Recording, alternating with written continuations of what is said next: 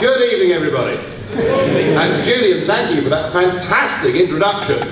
I haven't got the lady's phone number yet, but I will by the end of the evening. There's a slightly strange feeling about attending this meeting tonight, because I received a phone call back in October from Graham Booth, my old friend and colleague, somebody that I'd spent nearly 7 years in the European Parliament with, and a great friend. And indeed, for anyone that reads the book that Steve talked about, I named Graham as one of the 3 people that really made my career in politics possible because of his support, generosity and loyalty over many, many years. And it was Graham that rang me up and said, would you come and speak in February at a meeting in Torquay? And I'm here, and of course, very sadly, Graham Booth is not here. And as you all know, died after a short illness at the not very advanced age of 71. And I was very honoured to be asked by the family to deliver the eulogy at his funeral. But I just want to say, for those of you here that did know him, and for those of you here that didn't know him, he was very much a character in politics, and somebody in politics who wasn't doing it for his own benefit. It wasn't about rank, it wasn't about title, it wasn't about position. For Graham, it was an absolutely strong, heartfelt belief that England and Britain mattered, that those that had gone before us had been prepared to give and sacrifice so much to defend that he couldn't stand idly by, whilst all of that was being betrayed by career politicians who frankly couldn't give a damn about this country or its people. And that was what motivated Graham to get involved with politics. It was why I was proud to have him as a friend and a colleague, and why his passing should be mourned very sadly, particularly here in Torbay, his home.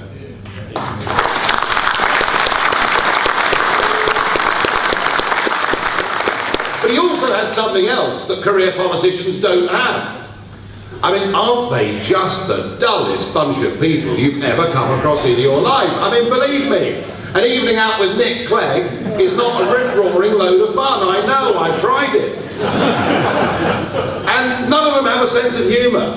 They're all so terrified that if they say anything that could be misconstrued or taken out of place, somehow they'll lose their popularity. And such things didn't worry Graham at all, because Graham came from the real world. You know, he spent the whole of his life running with his wife Pam the Torbay Holiday Motel, and in fact the entire list of staff, I think, were his extended family. Graham was rooted in the real world. And when you look at Cameron, Clegg, and, oh, what is the Labour leader's name? I've forgotten, he's so boring. But when you look at those 3 people, you realise what we've got are career politicians. They're almost like cardboard cutouts. They look the same, they sound the same, they have the same backgrounds. Hardly any of them have ever spent a day of their lives working in the real world. They are detached from the real.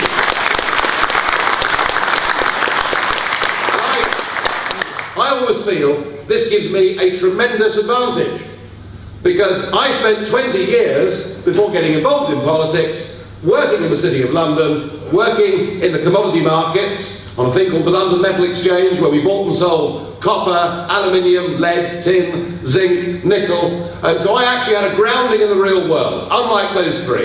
And as I often say, you know, for 20 years in the city, I worked damned hard up until lunchtime every single day.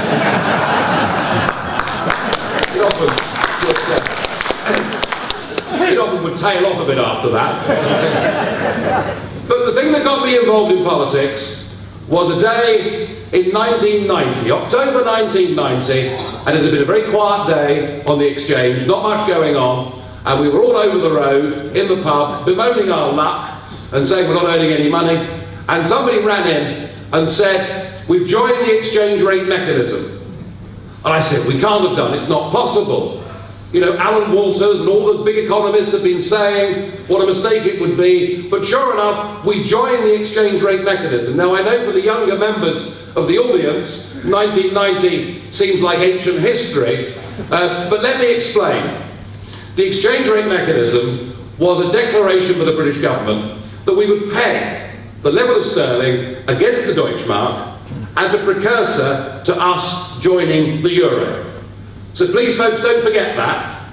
It was a Conservative government with the support of the Lib Dems and Labour that wanted Britain to join the European single currency, which became the euro. Now, I'm not going to tell you at a family gathering what my first utterances were on hearing that we should join this thing. But suffice to say that I felt from day one that it simply wouldn't work. That you can't fuse together different countries with different economies, with different patterns of trade across the world, that it simply wouldn't work. And I also felt, even back then, that if you look through history, every single time governments decide that they know what the right price of something is, they have a 100% record of total and absolute failure. So I became an ERM bore, and to anyone that would listen, I would bore them on why the ERM was no damn good and would do us harm. Well, sure enough, by September 1992, within 2 years, we had experienced record bankruptcies in companies, record levels of house repossessions, and 1 million people had unnecessarily been put on the unemployment scrap heap because our interest rates were double what they should have been to keep us pegged at this level against the Deutschmark. So it struck me all the way back then that our career politicians were prepared to sacrifice the well-being of millions of people in Britain just to pursue this dream that was being part of this new emerging United States of Europe. And I said, I want none of this, and I'm going to dedicate myself to campaigning against it, and that is why I'm here. Now, I'm not going to say, I told you so, but I did get up 6 years ago in the European Parliament, and remembering all the arguments and all the reasons from 1990 why I recognised and realised that the exchange rate mechanism would not work for Britain, I pointed out 6 years ago that Greece was headed for a problem. That the movements in the international financial markets were telling us that Greece was headed for a problem. And if my original analysis that you couldn't put countries as diverse as Britain and Germany together in a single economic and monetary union were true, well, how true is it, obviously, to any sensible, fair-minded person that you can't put economies as different as Germany and Greece together in a single economic and monetary union? And what we've witnessed and what we've seen over the course of the last 2 years is an emerging tragedy. And that is no overstatement.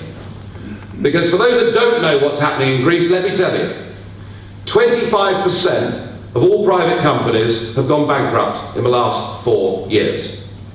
Youth unemployment in Greece now stands at 50%.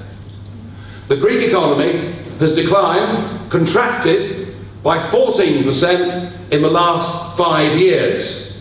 Even in the 1930s in Britain, when we lived through the Depression, when we finished up with the Jarrow marches, then the total contraction of the UK economy from the beginning to the end was 10%. In Greece it's 14% already, but now that rate of contraction is accelerating, and it's projected the economy will contract at a further 7% this year.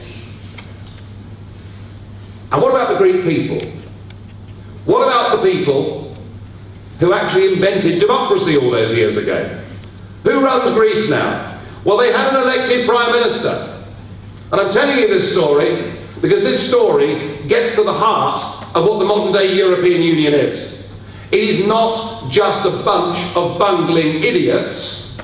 Now, I know I have accused one or two of them in the past of being bungling, but it actually represents a failed political ideology which they refuse to let go. And the way in which they're behaving to defend that ideology tells me that this European project isn't just bad for our country, it's bad for the whole of Europe, and it's leading us to hell in a handcart. Because what they've done with Greece, when their Prime Minister last year, Mr. Papandreou, got up and said, I'm going to give the people of Greece a referendum so that they can decide whether they want to be in the euro or whether they want to leave.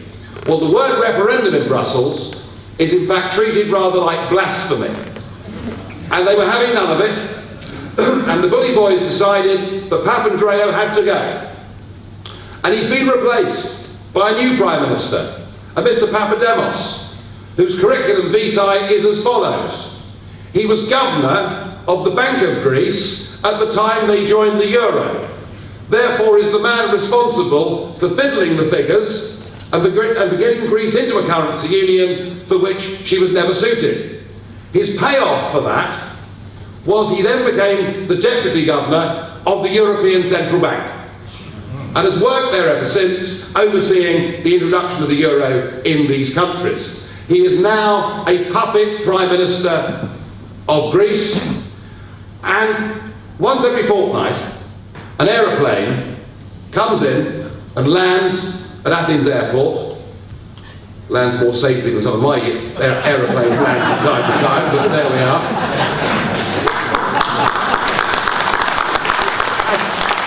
And an aeroplane comes into Athens once a fortnight, and on it are what is called the Troika.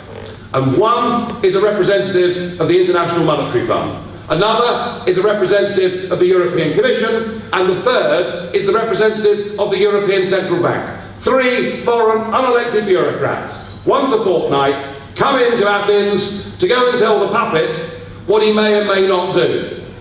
And the puppet then takes that stuff to the Greek Parliament, and the Greek Parliament, most of them, have about as much spine as our politicians, and they're terrified, and they do what they're told. What does that mean for the Greek people? Well, I would put it to you that the reason that democracy works is that even if you don't like the government of the day, you say to yourself, I am going to work in the next general election to get this lot of so-and-sos kicked out and to replace them with somebody else with a completely different manifesto. The point about democracy is that it acts as the most fantastic safety valve. You may not like it, but there's always the possibility that through your vote, you can change your destiny. But in Greece now, it doesn't really matter, does it? Who's in power? Whether it's the Conservative Party, whether it's the Socialist Party, because all power, all control of that country has been handed over to the puppet and 3 foreign bureaucrats. And the Greeks, as I just described to you economically, are being driven into the ground by being stuck inside a currency that is probably nearly 70% overvalued for what they need. The Greeks are being driven into the ground because they have debts that are so big they cannot even service the interest on it. And the response from Brussels is to say, we're going to force you to borrow some more. That's what's going on at the moment. The Greeks are being forced to borrow another 130 billion euros. There is, in my opinion, absolutely no prospect of them ever being able to pay these loans back. And I think it is absolutely outrageous that a British government, through David Cameron, has already committed 12 billion sterling, which is £150 for every household in Britain, to the bailouts already, and that we're now on the verge of doubling again our contribution to the IMF, so that all of you can be part of this disaster that is befalling Greece. And our message to David Cameron, our message to Clegg, our message to the British Parliament is that actually what we're doing with this medicine is we're killing the patient. And that for the sake of Greece and for the sake of British taxpayers, we do not want 1 penny piece more of British taxpayers' money being used to fund these hopeless and disastrous bailouts. And what can the people of Greece do? Their democracy taken from them, their self-respect and pride taken from them. Is it any wonder that 80,000 of them on Sunday week back took to the streets and tried to storm the Parliament? Is it any wonder? Because desperate people are pushed into desperate measures. And you saw the flames, you saw the buildings in Athens burning. And I honestly predict, and I mean this, that if we go on doing this to Greece, we will drive that country into a violent revolution.